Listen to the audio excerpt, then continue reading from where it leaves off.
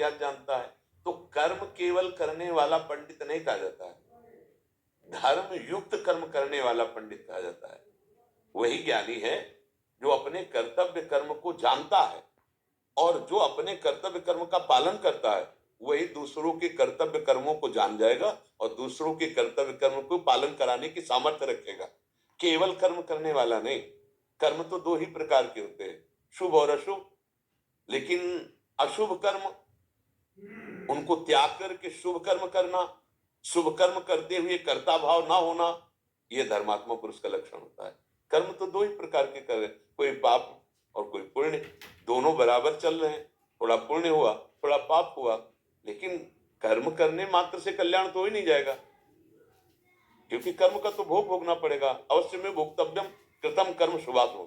हाँ, कर्म योग हो जाए तो फिर कल्याण हो जाएगा। कर्मयोग फल की इच्छा का त्याग करके धर्म पूर्वक शास्त्र ज्ञान रखते हुए अपने कर्तव्य का पालन करना और उस कर्तव्य कर्म को भगवान के चरणों में समर्पित कर देना।